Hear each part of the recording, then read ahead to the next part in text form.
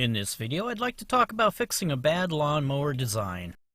I recently bought a brand new lawnmower because the engine on my last one finally gave up the ghost. The new lawnmower, however, has a serious flaw. You can see by this picture that the handle for the self-propelled function is way out of reach for the average ordinary human being. Maybe their test subject was a jolly green giant. So my solution? I'm going to add a second handle. And this one I'll be able to actually reach. The first step in my process, figure out how far back we have to pull that handle to get the self-propelled function to engage. Once the wheels start spinning, I'm going to hold the handle in place with Velcro. Here's the reason why I'm doing this. With the original handle in the proper position to actuate the wheels, I can now figure out how high to make my new handle and what angle to mount it on the original handle at. The height of my new handle will be approximately 3 inches above my original one. I'm pretty excited I get to use a new tool today. Instead of spending thousands of dollars on a metal bender, I picked up a rebar bender for a couple $100. This line is where I want the metal to start bending. Let's give it a try.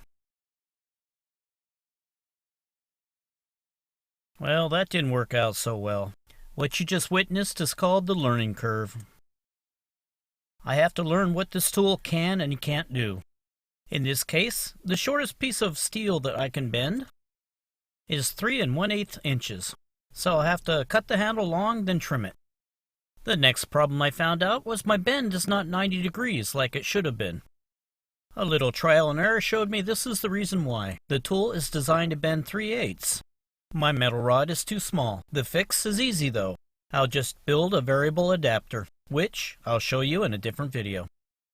Okay, now that we got all our learning out of the way, let's give it a try again. Look at that, a 90-degree bend. We're in business. Let's bend the second half of our handle, making sure we don't forget our adapter. We also need to ensure the first bend is straight up and down. You want these two bent pieces to be parallel. Cut the handles to the right length. Now we want to remove the paint off the original handle so we can weld onto it. I'm using a flap disc, which is basically abrasive sandpaper for metal. I'm going to use a couple of good tack welds to hold this handle into place. Trust me, there's actually welding going on behind that arm.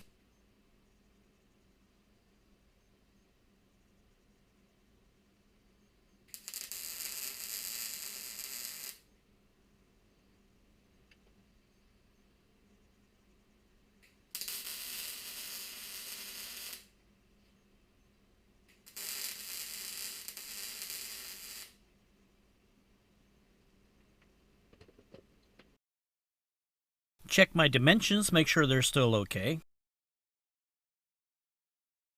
And do a fit check for usability of the actual handle. Everything seems okay, so do my final welds.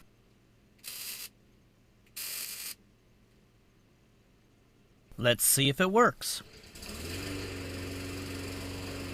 I'm going to call that a rousing success.